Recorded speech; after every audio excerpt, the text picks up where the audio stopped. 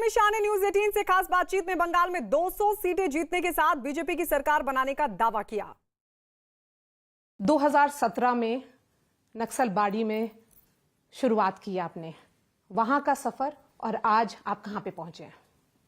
देखिए, 2017 में नक्सलबाड़ी से मैंने सदस्यता अभियान की शुरुआत की थी और हमने लक्ष्य रखा था कि 90% से ज्यादा बूथों पर भारतीय जनता पार्टी की बूथ कमेटी बने। उस वक्त मेरे सिर पर ऑर्गेनाइजेशन की जिम्मेदारी थी, मैं पार्टी का अध्यक्ष था। और आज मुझे बहुत आनंद हो रहा है कि मेरी पार्टी यहाँ पर एक मजबूत पार्टी बनकर खड़ी है। मोदी जी के नेतृत्व में पूरा बंगाल आज परिवर्तन करने के लिए आमादा है और परिवर्तन करेगा भी।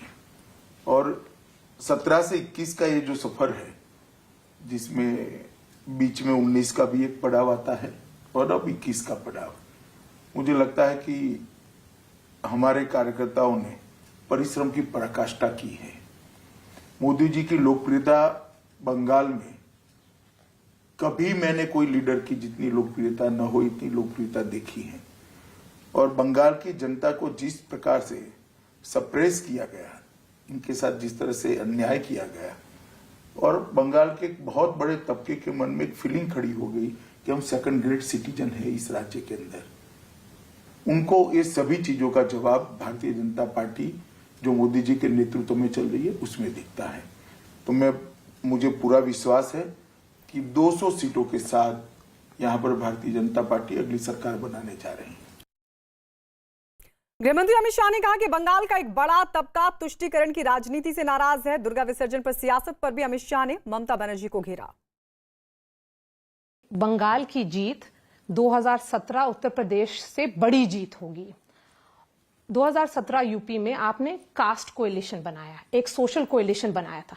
यहां पर आज सबऑल्टर्न शिफ्ट दिख रहा है बंगाल में, जिसमें मटुआ समाज के लोग, राजवंशी, संथालीज, कुर्मीज, गोरखा सब एस्पिरेशन की बात कर रहे हैं। तो क्या ये चुनाव एस्पिरेशन का है? निश्चित रूप से सभी को लगता है कि हमारे साथ जो अन्याय हुआ है, अन्याय से मुक्ति हमें भाजपा ही दिला सकती है। सबके मन में आशा है। माने किसानों को लगता है कि भाई मुझे हर साल 6,000 रुपया मिलना चाहिए। नरेंद्र मोदी जी देश भर के किसानों को भेज रहे हैं, मुझे क्यों नहीं मिल रहा है? कौन रोक कर बैठा है? तो उसको लगता है कि ममता दीदी रोक कर बैठी। हर गरीब को है कि भाई मेरे परिवार में कोई अगर अस्पताल में जाना पड़ता है तो मोदी जी 5 लाख तक का सारा खर्चा उठा रहे हैं, बंगाल के गरीब को क्यों नहीं मिल रहा है?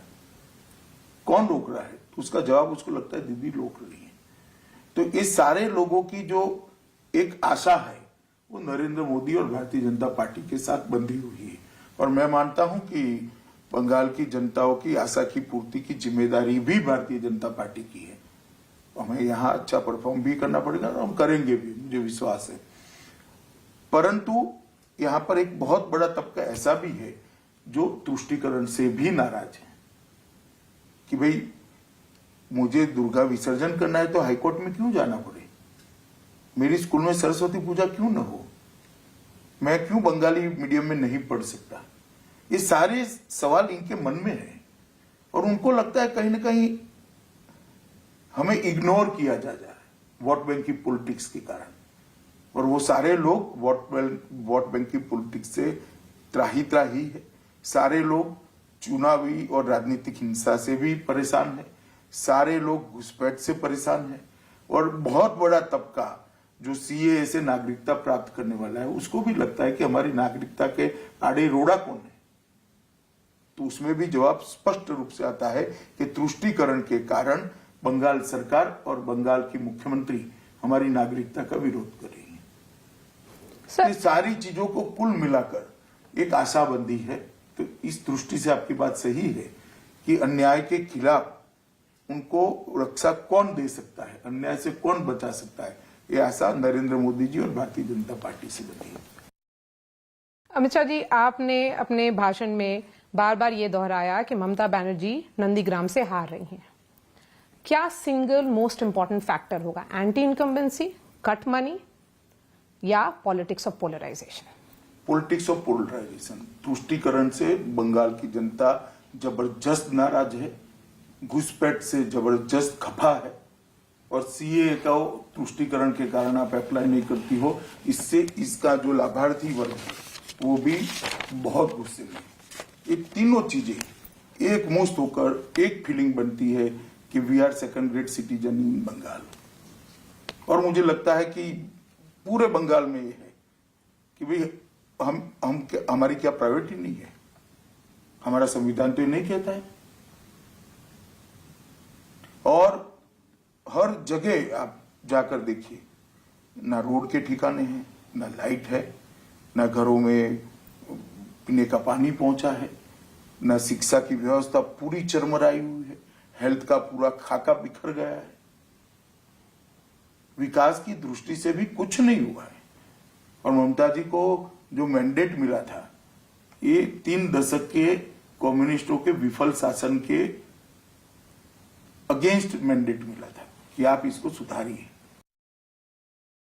गृहमंत्री अमित शाह ने न्यूज 18 से बातचीत में अर्धसैनिक बलों के मामले में ममता के आरोपों पर पलटवार किया। अमित शाह ने कहा कि चुनाव में अर्धसैनिक बल इसी के तहत काम करते हैं। जय श्री राम के नारे पर हो रही राजनीति पर भी अमित शाह ने ममता बनर्जी पर हमला बोला।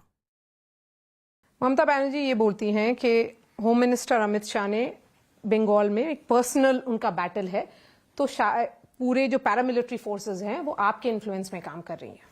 देखिए, इनको इतनी बेसिक चीज भी मालूम नहीं है। जब चुनाव होता है तो पैरामिलिट्री फोर्सेस होम डिपार्टमेंट के अंतर्गत काम नहीं करते, चुनाव आयोग के अंतर्गत काम करते हैं।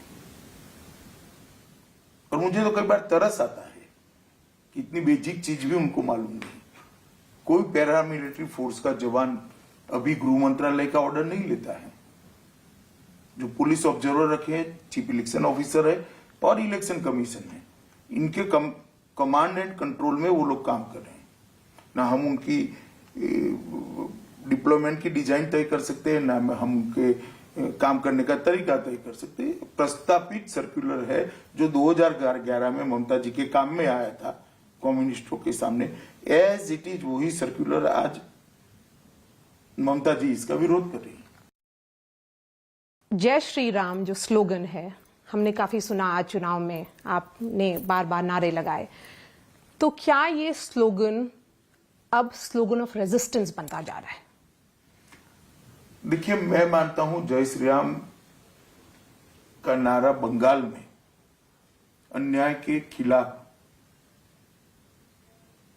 आवाज बुलंद करने का नारा है।